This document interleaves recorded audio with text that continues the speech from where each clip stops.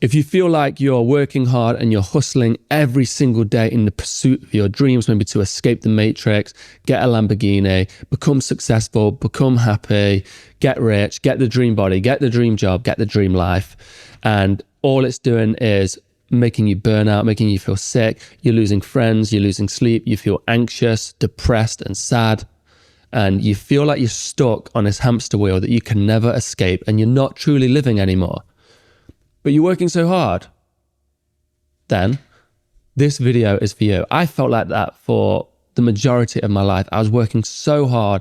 I was destroying my mind, destroying my body in the pursuit of a dream, in the pursuit of a better life, in the pursuit of progress.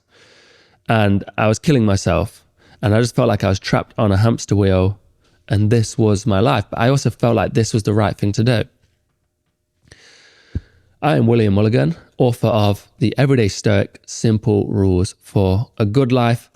I teach practical stoicism to help you improve your life, to become the best version of yourself, to improve your character, and to live a happy life. That is the journey I took. Today's episode is powered by Huel. Huel is a quick, affordable, nutritiously complete food with everything that your body needs. Let's jump into the episode. So, today's video is about the concept of if hard work is easy, then it is not hard work. And I'll start with a story of Diogenes the Cynic.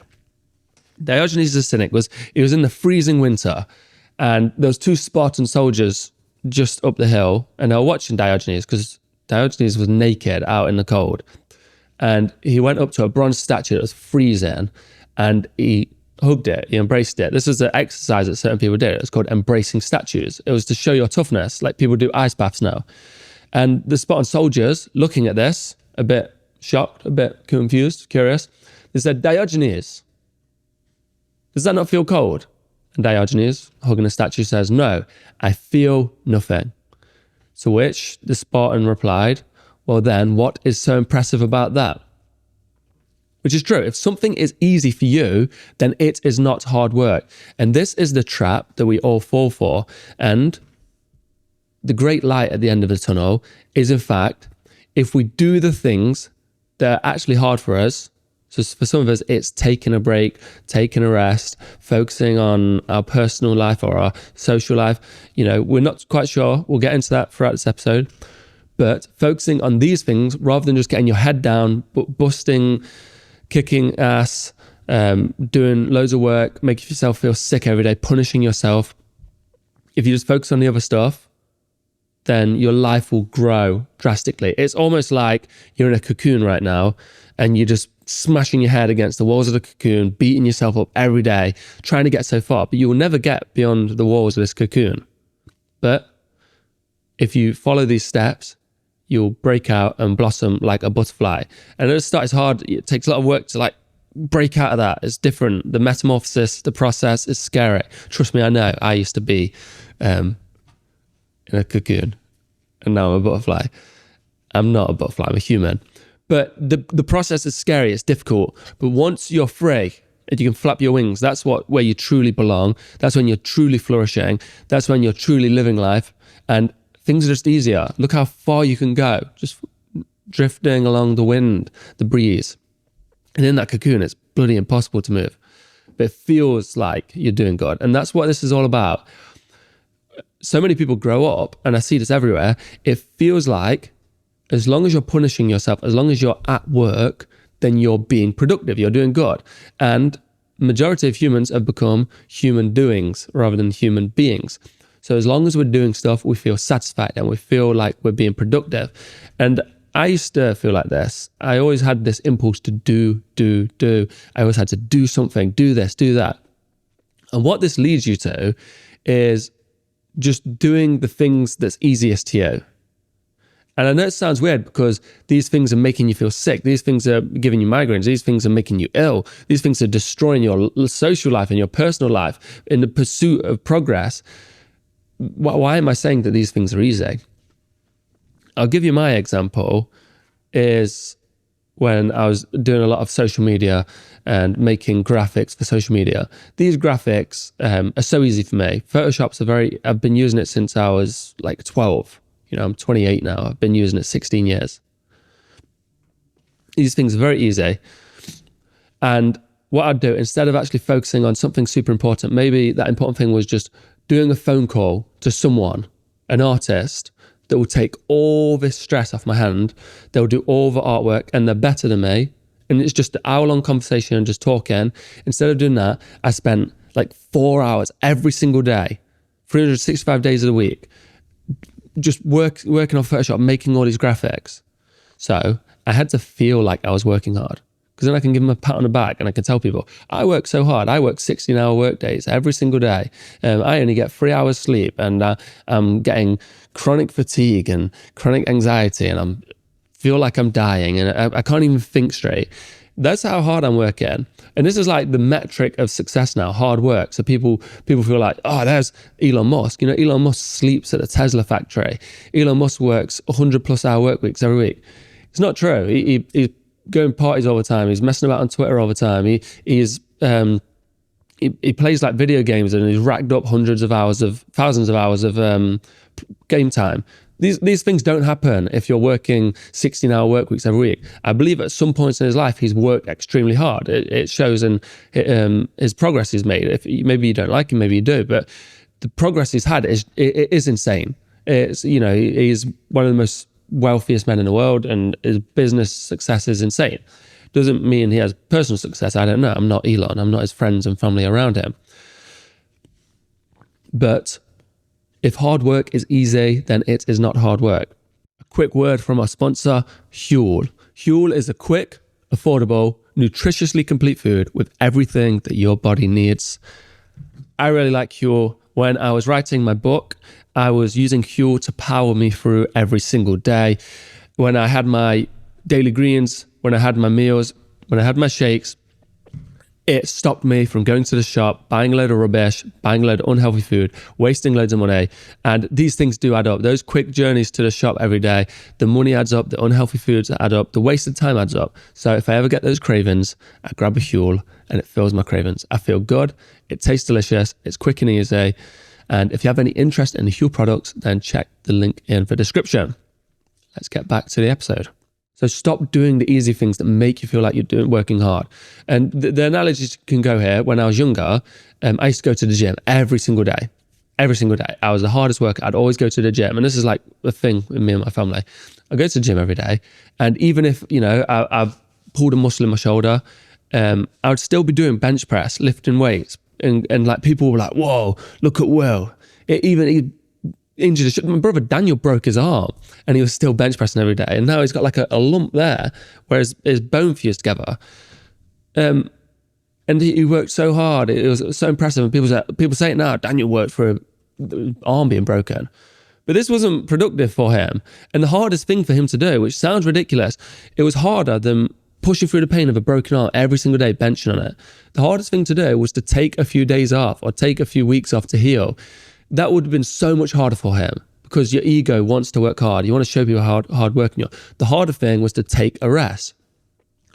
And this would have led to him resting up, his bone fusing properly, and not being injured and doing these painful workouts. And it would have healed after a while, and then got back to it and been in a better position. And this is the same for me with the Photoshop. If I just did the harder thing by ringing up someone, because my ego didn't want to not work hard. I also didn't want to face the anxiety of talking to someone online, talking to them on the phone. So I didn't do it. If I did do that, I would have saved like 4 hours every single day for like 4 years. Just me giving up a bit of hard work, me not working so hard, me not being so disciplined. I would have saved so much time to actually focus on other work. And this is what I'm saying. This is where we need to understand, is we need to be honest about what we're doing. We need to look at it from an outsider and go, he's wasting so much time doing this. He's just going around on a hamster wheel to feel like he's working hard.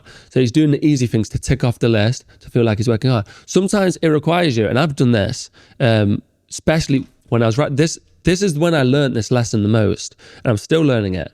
But before this book, I was working so hard every single day, just grinding and grinding and grinding, feeling so tired and run down all the time. But I was being very productive, being very hardworking, people were like, oh, he works so hard, he never takes a day off. And then when I started writing this book, I was still like that. So I was doing my full-time job, working out all the time. I was doing everything. And then in any spare time I could cram, I was writing this book. So I'd be on the bus writing this book. I'd be on a walk writing this book, anywhere. And partway through, I thought, this is not sustainable. If I'm going to make a product that I really want to help people with, I can't give them half-hearted work. I can't give them part of my time.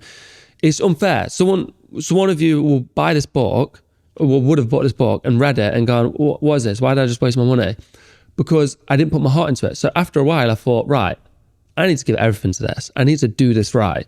I learned about the writing process. I listened to people like Tim Ferriss, and I realized a lot of things, like people like Rick Rubin and Stephen Pressfield, about the process of creativity, the process of writing. And I realized if I really want to write something great, it has to come from the heart. It has to be my everything. So I took more time off. I relaxed more. I practiced these teachings correctly. I actually incorporated them all into my life even more. Because how can I teach someone to stop working so hard, getting their head in the tunnel, if I'm not doing it myself? It's hypocritical. And I didn't want to do that. So I took a step back. And you would not believe what came of this. The success that this has had already. It's been translated into like 12 languages already. It's being sold globally. It's in bookstores. You go into a bookstore, you'll see it. You'll actually see the UK one, unless you're in America, you'll see this one. But it's astounding. And if I was just working so hard, this would have never happened. If I was working, grinding away, doing so much work every hour of the day is productive, trying to squeeze productivity into everything, this would have never happened. This would have been such a sloppy product. So I took a step back, relaxed, had fun, enjoyed life, had time to think to myself, and I produced something that I'm so happy with and is helping change people's lives. So basically, I learned, it took me a long time. I'm 28 now. It took me a long time of just destroying myself, destroying my life to feel productive. Results don't lie. Don't chase that feeling of being productive, punishing yourself. I think most people feel like if they don't feel crappy, if they don't feel like they're about to fall asleep at every moment, then they're not productive. I used to feel like that my whole life. I was just always falling asleep. I remember someone used to joke when we would go on car journeys, saying that the only thing I ever see is my eyelids, because I was falling asleep everywhere. I stood at bus stops falling asleep.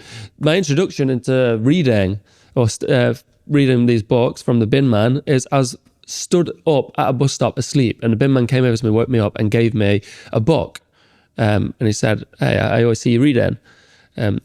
So stop working so hard on crap just to feel like you're working hard.